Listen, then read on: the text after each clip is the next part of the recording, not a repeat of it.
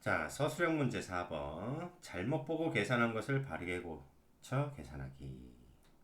자, 이 문제는 객관식으로도 아주 잘 나온다고 했죠.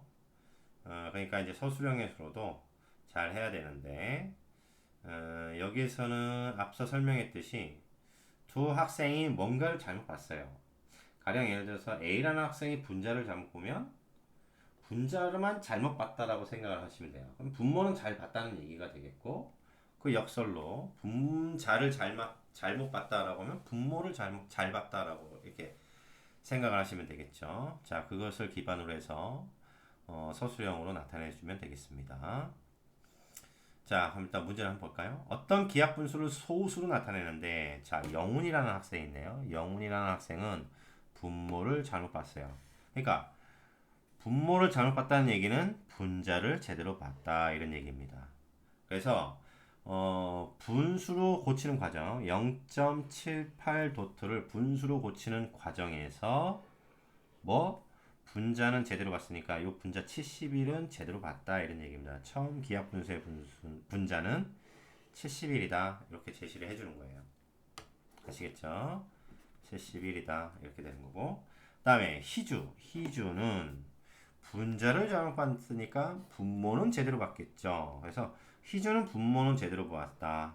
그래서 분수로 고쳐놓고 거기서 나오는 요 분모를 제대로 봤으니까 처음 기하 분수의 분모는 99다 이런 얘기입니다.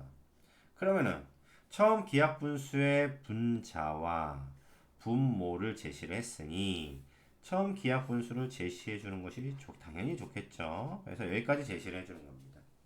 그래놓고 어떻게 하면 돼요? 예. 얘를 순환소수로 나타내는 거죠. 처음 기하 분수를 소수로 나타내고 있으니까.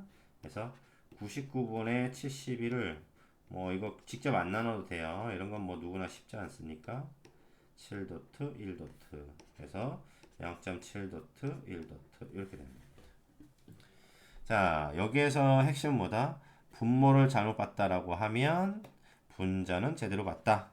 제시를 해주고요. 그 다음에 분자를 잘못 봤다 그러면은 분모를 제대로 봤다. 제시를 해주시고, 그 다음에 그러면은 도대체 분자를 제대로 봤다라고 하면 어떤 건데? 라고 하면은 그건 이제 분수를 고치는 과정에서 분자 제대로 본 것과 그 다음에 분모 제대로 본 것을 구해서 처음 수를 제시해주고 그걸 순환소수로 나타내 주시면 되겠습니다. 자, 연습 문제를 통해서 실제 서술을 한번 해보도록 합시다.